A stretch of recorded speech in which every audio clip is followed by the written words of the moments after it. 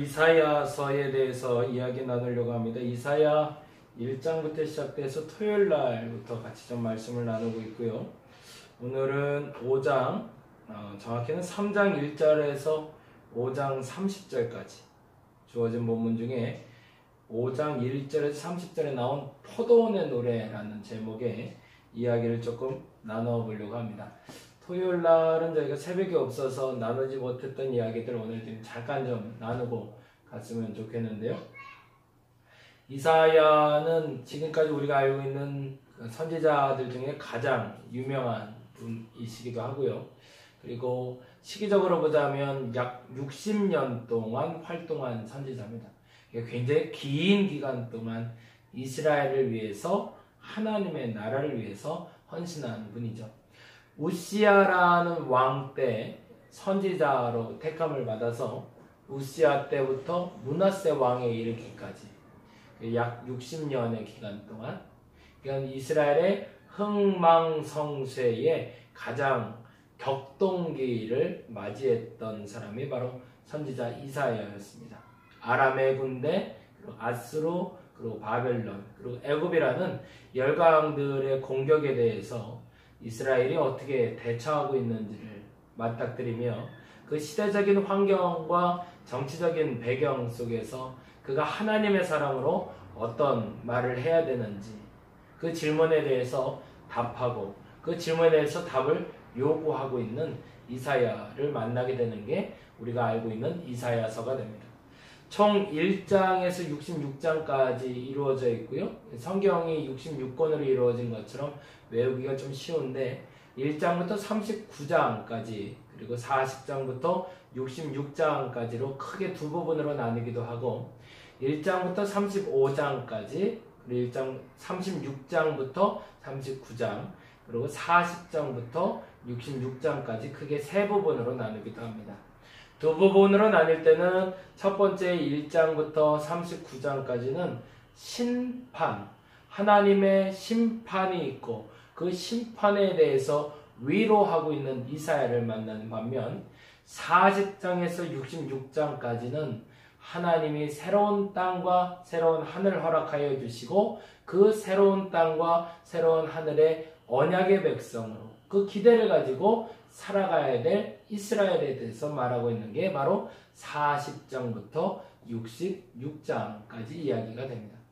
특별히 1장부터 39장까지는 다윗의 왕가를 잇는 메시아에 대해서 주장하고 있다면 그 왕가의 뿌리에서 한 왕이 나올 것이고 그가 구원자가 될 것이라는 걸 강조하고 있다면 40장부터 66장까지는 하나님의 종으로서의 메시아를 이야기하고 있어요. 그러다 보니까 이 두 부류가 우리가 구약과 신약을 보는 것과 같은 그러한 느낌으로 1장부터 39장까지는 예표가 되는 다윗을 중심으로 해서 다윗과 같은 새로운 왕, 통치자, 지배자를 꿈꾸게 된다면 40장부터 66장까지는 앞으로 우리를 섬겨주고 하나님의 종으로서 이 땅을 새롭게 할 메시아를 만나게 됩니다. 그래서 이 이사야서를 이야기할 때 저자가 하나가 아니라 여러 기자가 있어서 그들의 모임이 이사야서가 되었다는 말도 있습니다. 그냥 그도 그럴 것이 연대가 너무 길기도 하고요.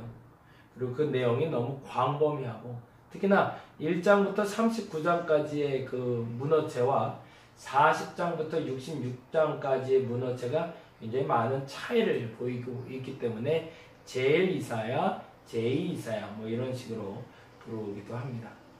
예, 그런 거를 이제 좀 이제 신학적인 배경이나 성서적인 배경으로 그냥 전제하고 읽어갔으면 좋겠다는 생각에서 이야기를 드렸고요. 1장부터 5장까지 이야기를 통해서 우리가 알게 되는 이사야는 사실은 한 나라의 흥망성쇠를 바라보는 한 젊은 선지자의 눈입니다. 그가 보고 있는 이 정치적인 각도, 이 정치적인 상황, 그리고 이 사회적인 상황에 대해서 그는 어떤 눈으로 이스라엘을 바라보고 있는가를 우리는 살펴볼 수 있어요. 그래서 1장부터 5장까지를 보면서 하나님이 만들어 놓은 그 세상을 이스라엘 백성들이 얼마나 많이 망쳐 놓았는가, 그리고 그 망쳐진 그 세상에 이스라엘 백성들은 과연 무엇을 하고 있는가? 그러 말미암아 하나님은 무엇을 준비하고 있는가? 그래서 이 관점에서 이사야서를 만나게 됩니다. 예레미야서가 양이 제일 많다면 그 시대적으로는 이사야가 가장 많은 분량을 차지하고 있고요. 안타깝지만 이사야는 우시야 시대의 왕이 돼서 므낫세 시대까지 살았다고 얘기하지만 므낫세 시대의 톱으로 켜는 그가 순교당하게 됩니다. 그때가 이제 므낫세 왕 때라고 얘기도 해요. 그리고 또 하나의 참 재미난 근거 조건이 되는 것이 이사야가 활동하던 시대에는 이사야 초창기 그 우시야 왕이 있을 때는 북이스라엘도 존재할 때였고 북이스라엘은 여로보암 2세 때가 됩니다. 여로보암 2세 때라는 말은 말 그대로 북이스라엘과 남유다가 그래도 솔로몬 이후로 가장 번성할 때라는 전제가 돼요. 경제적으로나 정치적으로 윤택하고 권력이 강화됐던 시기, 그 시기에 이사야가 등장한 이유가 무엇일까를 우리는 살펴볼 필요가 있죠. 마틴 루터의 책을 보고 있는데 마틴 루터의 책에 그런 얘기가 나온 게 있었습니다. 그 누군가가 심판받고 그 악한 것에 대해서 징계받고 있을 때 우리는 우리의 눈을 띄어야 된다는 겁니다. 그 사람이 악한 것에 대해서 징계받았으니 아유 꼴 좋다 잘됐다 라고 말할 것이 아니라 그가 징계받고 고통받는 모습을 보며 다음 차례는 바로 내가 될 수 있다는 걸 알아야 된다는 겁니다. 시대적으로 북이스라엘은 여로보암 2세를 정점으로 해서 내려앉기 시작합니다. 그리고 경제적으로도 정치적으로도 그 힘을 잃게 되고 결국엔 아람에게 함께 전쟁에 나갔다가 아수르로 인해서 멸망받게 되는 그 장면을 이사야가 목도하게 되는 거죠. 그 순간을 바라보면 이사야의 눈빛은 어땠을까? 첫 번째 눈빛은 결국에는 악에 대해서는 심판받을 수밖에 없구나라는 걸 알게 됐겠죠. 우리가 살아가며 지금까지 지은 죄에 대해서 하나님은 그 악을 쌓아가고 있는 나를 바라보고 계십니다. 어떤 사람에게는 그 악의 정도가 아직은 차지 않았기 때문에 심판이 이르지 않은 사람이 있고 어떤 사람은 이미 그 악이 끝까지 찼기 때문에 심판을 받는 사람들이 있습니다. 무시무시한 일이지만 우리가 한 나라의 멸망과 그리고 한 사람의 멸망을 바라보며 저가 악한 일을 함으로 말미암아 그 일을 당하고 있다는 것을 우리가 알게 될 때 우리는 자각해야 된다는 겁니다. 혹여 여러분 주변에 그 악한 일로 말미암아 심판받는 사람을 본다면 여러분 박수 칠 때가 아니라는 거예요. 그 무슨 말일까요? 그 사람의 악함으로 말미암아 심판받고 있는 것처럼 나도 그 어느 순간에 하나님을 멀리하고 그 죄를 쌓아가기 시작하면 나도 동일한 심판을 받을 수 있음을 알아야 된다는 거예요. 그게 첫 번째 교훈입니다. 루터는 그 사실에 대해서 당시에 로마서 주석을 쓰며 로마인들에게 뿐만 아니라 사도 바울의 시각에서 그때 당시에 그 교황의 타락한 모습을 경고하기 시작합니다.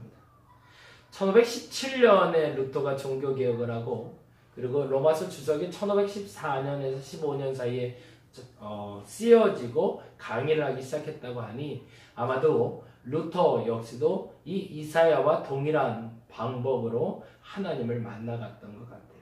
그 말인즉슨 뭐냐면 이사야도 그와 같은 선지자가 되고자 꿈을 가졌기 때문에 그 일을 이룬 것이 아니었고 루터도 스스로 종교개혁을 하고자 했던 생각을 가졌기 때문에 종교개혁을 이룬 게 아니었다는 얘기를 하는 겁니다. 무슨 말이에요? 시대를 보는 바른 눈을 가진 그 젊은이를 통해서 하나님이 역사하기 시작했다는 겁니다. 하나님은 주님은 나의 최고봉이라는 오스왈드 챔버스의 책을 요새 보고 있는데 그 책의 서문에 그런 얘기가 적혀 있더라고요. 하나님은 역사를 이끌어 가실 때 극소수의 사람을 통해서 역사하신다. 그 말이 매우 중요한 말이라고 생각이 듭니다. 그런데 그 극소수의 사람들은 시대를 보는 눈이 열린 사람들을 말합니다. 루터는 1512년에서 13년 사이에 그의 루터 로마서 주석을 적으면서 로마서를 풀어가며 보다 정확히는 말씀을 통해서 세상을 보는 눈이 열리기 시작합니다. 그리고 그 말씀을 통해서 보았던 그 세상이 타락해 있고 말씀대로 살아가지 못하는 것에 대해서 그는 단호하게 선포합니다. 이것은 말씀대로 사는 것이 아니었다고. 말씀대로 살려면 이렇게 살아야 된다고. 그렇게 적어가며 가르쳤던 로마서 주적의 절정기가 바로 1517년 10월 달에 일어난 종교개혁의 시발점이 된 95개조 반박문이 된 것처럼 이사야가 시대를 보는 눈이 열리기 시작합니다. 그것은 소명 이전에 하나님의 말씀을 알았기에 그 말씀으로 말미암아 이스라엘 백성들이 하나님의 말씀처럼 살아가지 못하는 것에 대해서 탄식하기 시작합니다. 그 얘기가 바로 1장에서 5장이었고 그리고 그 시기에 그가 보고 느꼈던 건 우시야 왕이 죽었던 그 시기이기도 했지만 이스라엘이라는 북이스라엘이라는 한 나라가 죄로 말미암아 멸망당하는 모습을 보며 악에 대해서 심판당하는 것. 하나님이 결국에는 잘못된 것에 대해서는 징계하고 있다는 것을 스스로 깨닫고 그것이 말씀대로 살지 않은 결과라는 것을 이스라엘 백성들 뿐만 아니라 유다 백성들에게 선포해야 될 의무와 사명을 갖게 되었던 겁니다. 이유는 뭐였을까? 악은 반드시 심판받는다는 것을 말하는 것이 전제가 되긴 했지만 더 중요한 것은 그 다음 차례는 바로 나라는 것을 알고 있었기 때문입니다. 저와 여러분이 여러분의 주변에서 그리고 제 주변에서 일어나는 일에 대해서 직시할 수 있는 눈이 열렸으면 좋겠습니다. 신도림역에 가면 신도림역 부근에 치킨집이 몇 개인지 아세요? 닭을 튀겨서 파는 가게만 총 800개가 넘는다고. 심지어는 아파트하고 아파트 사이에 공원로라는 그 길이 있는데 그 길이 약 100m 정도가 된대요. 근데 그 100m도 채 안 되는 거리에 치킨집이 총 8개가 있다고 합니다. 시대가 그렇게 만들고 있죠. 근데 문제는 그 중에 10개 중에 8개는 얼마 안 가 문을 닫는다는 거예요. 우리나라만 좀 특별하게 독립적으로 홀로 창업이 많답니다. 다른 나라는 그렇게 많지 않대요. 홀로 창업을 하기보다 같이 창업하는 경우가 많대요. 동업을 하게 되면 두 가지의 이득이 있기 때문입니다. 첫째는 임대료를 절감할 수 있고 반값으로 할 수 있고 그리고 인건비가 반으로 줄기 때문이라는 거죠. 그게 서양 사람들이 말하는 동업의 목적입니다. 근데 우리나라는 동업을 안 하는 이유가 있습니다. 왜일까요? 수익이 반밖에 되지 않기 때문에 그래요. 내가 2배 이상 일하고 그 힘든 노동을 통해서 나의 인건비를 가져간다는 생각은 못하고 그 수익이 반으로 준다는 생각에 우리나라는 동업을 못한다는 거예요. 심각한 거죠. 실례로 우리 동네에도 지금 죄송한 얘기지만 카페가 너무 많이 들어서요. 처음에는 조그만 카페 하나가 있었는데 그 카페가 제가 알기로는 우리 동네 제가 교회를 개척할 당시에 카페가 총 3개 있었어요. 근데 그 중에 하나가 문을 닫았고요. 하나는 교회에 속한 카페라 크게 영향을 받지 않는 것 같고 근데 그새 큰 70평짜리 카페가 하나 들어섰고요. 그리고 그새 또 저 새 에덴 교회라는 교회에 카페에서 아르바이트를 하던 집사님이 또 카페를 하나 차리셨고요. 세보세요. 몇 개가 되나. 벌써 3개예요. 그리고 그 대형 프랜차이즈 커피숍이 하나가 들어섰고요. 2층에 또 카페가 하나 들어섰고요. 그리고 건물이 하나 지어지니까 거기도 또 카페가 하나 들어섰고 최근에 카페 하나가 또 프라자 상가가 하나가 리모델링 되면서 카페 하나가 또 들어설 생각이라고 합니다. 그래서 이 동네만 제가 알기로 걸어서 그냥 쭉 걸었을 때 10분 정도 걸리는 거리 내에 카페가 7개가 들어섰어요. 그것도 불과 3년 만에. 어마어마한 일이에요. 그러면 나타나는 결과는 뭘까요? 모든 카페가 잘 될까요? 아니요. 하나둘 문 닫기 시작합니다. 아, 그렇군요. 원래 카페가 4개였네. 4개였는데 2개가 문을 닫았네. 2개가 문을 닫고 7개가 생겼어요. 그러면 제 살 깎아먹기밖에 안 되거든요. 요번에 최근에 생기는 카페는 90평짜리 한 층을 2개를 쓴대요. 그러니까 총 180평이 되겠죠. 가끔은 그런 생각을 해요. 예수 믿는다는 게 뭘까? 보다 정확히 말하면 예수 믿는다는 건 인간답게 산다는 걸 말하잖아요. 사람답게 살게끔. 사람 사는 세상을 만들어주는 게 예수 믿는 건데 하나님의 형상을 회복한다는 건 사람답게 사는 거니까. 그 말을 저는 이렇게 표현을 합니다.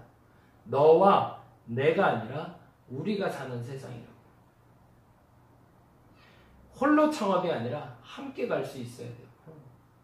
조금 나눠 가질 수 있어야 되는데 나눠 갖지 못하고 독식하게 되고 오히려 가진 것도 빼앗아 가는 일들이 우리 주변에 비일비재하더라는 겁니다. 근데 그 시대적인 상황이 죄송하지만 지금의 상황이 아니라 이사야가 살던 상황에도 똑같았다는 거예요. 오늘 본문으로 좀 가볼까요? 오늘 본문의 5장에 보니 다음과 같이 이야기합니다. 5장 1절입니다. 나는 내가 사랑하는 자를 위하여 노래하되 내가 사랑하는 자의 포도원을 노래하리라. 내가 사랑하는 자에게 포도원이 있으며 심히 기름진 산에로다. 이건 무슨 말이냐면 이 포도원은 이스라엘을 얘기합니다. 하나님이 이스라엘을 사랑하셔서 이스라엘을 기름진 땅에다가 심어 놓으셨다는 거예요. 하나님이 참 좋은 계획을 가지셨던 거죠. 그리고 나서 2절에 다음과 같이 이야기합니다. 땅을 파서 돌을 제하고 극상품 포도나무, 거기다 동그라미를 좀 해놓을게요. 기름진 산에다가 포도나무를 심었는데 이왕이면 최고급 포도나무를 심어 놓으셨답니다. 그리고 그 중에 망대도 세웠고 또 그 안에 술틀도 팠대요. 왜요? 포도를 따서 술을 빚기 위해서겠죠. 그리고 좋은 포도 맺기를 바랬더니 결과가 들포도. 먹을 수 없는 포도가 나와요. 이 먹을 수 없는 포도가 뭔지는 나중에 설명이 됩니다. 예루살렘 주민과 유대 사람들아 구하노니 이제 나와 내 포도던 사이에 사리를 판단하라. 이제 너희들의 눈으로 봐라. 지금 내가 포도원을 잘못 만들어서 들포도가 난 거냐? 이 포도원에 문제가 있었느냐라는 거라는 거예요.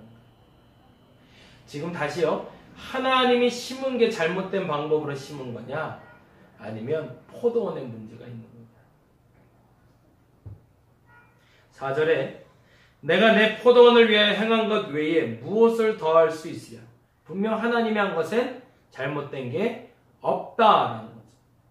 저와 여러분을 만드신 하나님, 이 교회에서 예배하게 하시는 하나님, 여러분에게 직장을 주시고 상황을 만드시고 사람을 만나게 하시고 환경을 만나게 하시는 하나님은 잘못 없다라는 거예요. 내가 좋은 포도 맺기를 기다렸거늘 들포도 맺으면 없지 됨인고 사례를 판단해보라는 겁니다. 뭐가 문제였을까?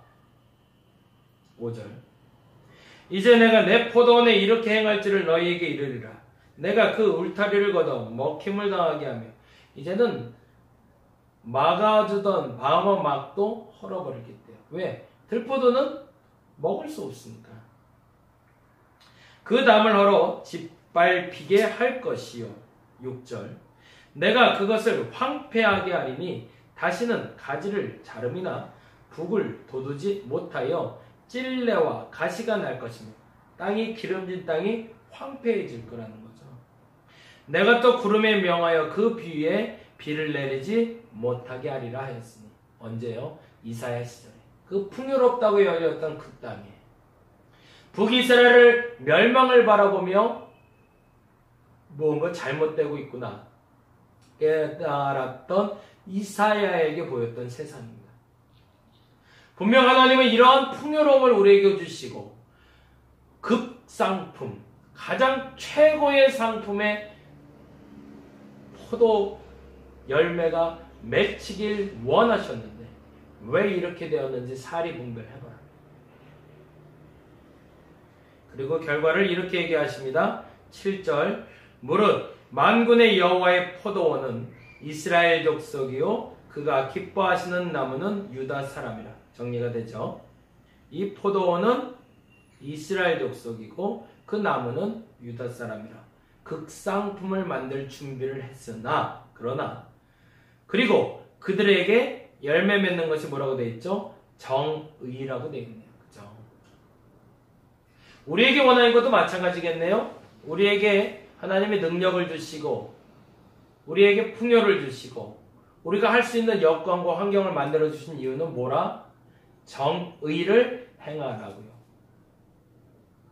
그런데 뭐가 이래요? 그 다음에 보니까 도리어 포악이요 그들에게 공의를 바랐더니 두 번째 나왔습니다. 첫째, 하나님이 원하신 건 정의, 정직하게, 옳게 행동하는 것. 두 번째, 공의. 뭐예요? 너와 내가 아니라 우리가 되라는 얘기죠. 정의를 바라셨더니 포악이 왔고, 그건 무슨 말이에요? 정의롭게 하라고 그랬더니 그 약자를 괴롭혔다는 얘기요. 공의를 바랬더니 부르짖음이 되었다는 건 그 괴롭힘을 당한 이들이 우리가 괴롭힌 그 괴롭힘으로 말미암아 하나님께 부르짖었다는 얘기입니다. 만일에 그 괴롭힘을 당하는 이가 있다면 이 자리에 나와 함께 부르짖을 수 있기를 바랍니다. 하나님은 그 정의와 공의를 그 부르짖는 일을 통해서 시작하실 겁니다. 그러나 만일에 부르짖게 만든 사람이 있다면 오늘 이 시간 깨달아 알아야 됩니다. 너와 나로 분리돼서 살았던 내가 이제 우리가 되어야 됨을 알고 너와 나로 구별되어 멸망하는 모습을 봤던 내가 그 다음 차례가 나인 줄 아는 사람, 그 사람을 통해서 하나님은 새로운 역사를 시작하실 겁니다. 이 포도원의 노래는 기쁜 노래가 아니었습니다. 슬프고 억울하고 탄식할 노래였습니다. 이스라엘을 바라보는 이사야는 이 장면을 보게 된 겁니다. 모든 것을 주셨는데, 모든 것을 가지라 했는데 가지지 못하고 누리지 못했던 이스라엘 백성들이 타락하여 끝내는 북이스라엘의 멸망을 바라보고 있는 이때에 남유다 백성들이 어떻게 살아가야 될지, 그들이 버렸던 그 정의와 공의를 어떻게 실천해야 될지, 그 가르침에 대해서 이사야는 다음과 같이 이야기하고 있던 겁니다. 너와 내가 아니라 우리가 되어야 된다. 저의 멸망을 바라봤다면 그 멸망이 바로 다음 차례가 나인 줄을 알아 지금 회개하고 하나님께 돌아와야 한다. 저와 여러분의 그 시간이 이제 시작되기를 바랍니다. 대한민국이 지금 번영기를 넘어 이제는 심판기로 가고 있습니다. 대한민국 교회가 이제는 번영기를 넘어 심판기로 가고 있습니다. 대한민국의 그리스도인들이 이제는 번영기를 넘어 심판의 길로 가고 있습니다. 다음 차례는 내가 될 수 있습니다. 정신을 똑바로 차리고 부르짖어야 될 사람들은 그 시간을 놓치지 않고 부르짖어 새로운 회복을 보시고, 만일에 그 심판의 다음 차례가 되신 분이 있다면 오늘의 시간, 회개의 시간을 통해서 그 다음 차례가 내가 아니라 회복의 차례가 첫 번째가 될 수 있는 저와 여러분이 되기를